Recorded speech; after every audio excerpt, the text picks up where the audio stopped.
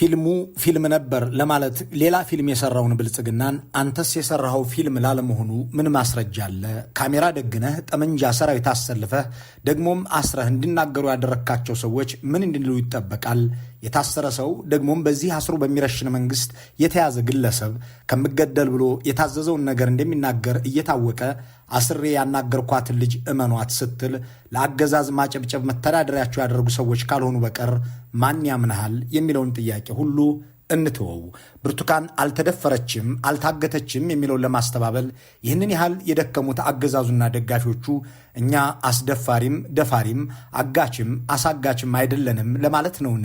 በእናንተ ዘመን የሴቶች ገላ ጦር ሜዳ ሆኖ መድፈርን እንደ ታንክና ድሮን መገልገላችሁ በተባበሩት መንግስታት ሳይቀር የተመዘገበ በዓለም ሚዲያዎች ሁሉ የተዘገበ ጉዳችሁ አይደለምን ብሎ መጠየቁንም እንትወው። ከቤተ መንግስቱ 150 ኪሎ ሜትር ርቀት ላይ ታግተው የተወሰዱ ሰዎችን ለማስለቀቅ የማይጥረውን 2 አውቶቡስ ሙሉ ህዝብ ታግቶ ከተወሰደ በኋላ በአሁኑ ወቅት የት እንዳሉ ለመናገር የማይፈልገውን መንግስትም ሆነ ስለታገቱና ስለጠፉ ሰዎች ከዘገቡ 5 ዓመት ያለፋቸውን እነ ኢቲቪንም ብርቱካን አልተደፈረችም አልታገተችም ብላችሁ ፊልም ስትሰሩ ገብረ ጉራቻና አሊዶሮም ያለውንስ ለምን አትናገሩም ብሎ መሞገቱን የምንለፈው። ይህንን ሁሉ ትተን ኢቢኤስንና ብልጽግናን እንመልከት። ብልጽግና የኢቢኤስ ቴሌቪዥን የጥፋት ኃይል መሰባሰቢያ ነው ብሎ ፈርጆታል። ይህንን አጋጣሚ ተጠቅመው የኦህዴድ ብልጽግና ደጋፊዎች ኢቢኤስ መንግስታችንን ሊያወርድብን ነው እያሉት ነው። የባለቤቶቹን ዜግነት ጭምር በመጥቀስም ጸረኛ ነው ሲሉ ተደምጠዋል። ግዴለም እናንተ ጸረ ህዝብ በሆናችሁበት ጸረ አገርም በምትሆኑበት ወቅት ተባባሪና አባሪ እንጂ እንደሱስ አይደለም ማለት ግድ ይሆናል።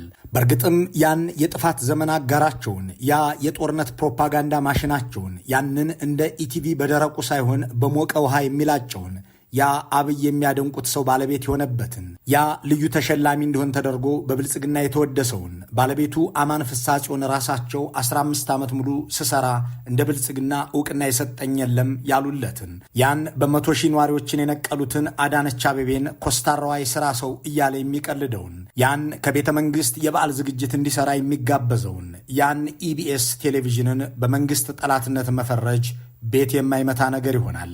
ነገሩን ዘርዘር አድርገን እንመለከተዋለን። የብልጽግናና የኢቢኤስ ቴሌቪዥን ያላቸውን ግንኙነት ለመመርመር ከዚህ የተሻለ አጋጣሚ የለም።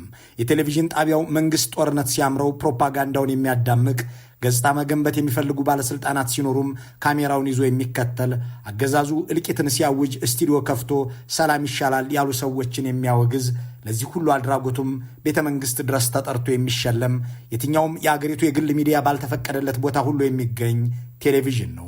መንግስታዮቹ ኢትዮ ቴሌኮምና ንግድ ባንክ ረብጣ ገንዘብ ከፍለው የአየር ሰዓት የያዙበትም ብቸኛ የግል ሚዲያ ነው። ጠቅላይ ሚኒስትር አብይ 2 ጊዜ በተለያዩ ሁኔታዎች ለአንድ ሚዲያ ብቻ ቃለ ምልልስ የሰጡት ለኢቲቪም ለፋናም ወይም ለሌላ መንግስታዊ ሚዲያ አይደለም፣ ለኢቢኤስ ነው።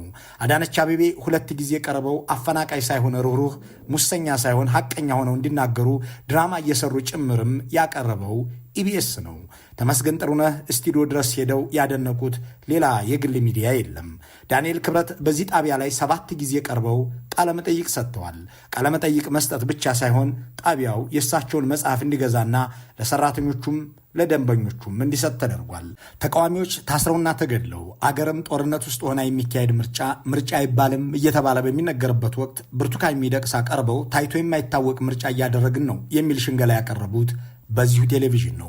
የጠቅላይ ሚኒስትሩን የስልጣን ዘመን ፕሬዚዳንትም አድርጎ ለማስቀጠል የሚተጋውን የምክክር ኮሚሽን የሚመሩት ኃላፊ በቡና ይሁን በሻይ ሰዓት እየቀረቡ ያዋደዱት ይሄው የጥፋት ኃይሎች መሰባሰቢያ በተባለው መንግስታችንን ሊጥልብን ነው እየተባለን በተወነጀለው ኢቢኤስ ነው።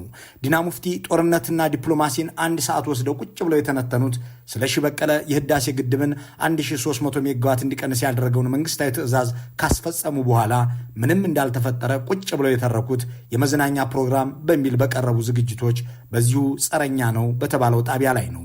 ይህ ሁሉ ለኢቢኤስ ብቻ የብልጽግና ሹማምንት የሰጡት ቃለመጠይቅ ነው። ባጭሩ ኢቢኤስ ለስላሳው ኢቢሲ ወይም ብልጭልጩ ፋና ተብሎ ሊጠቀስ የሚችል የብልጽግና ሜካፕ ነው።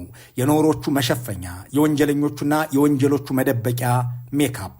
ነገሩን በዝርዝር እንመለከተዋለን።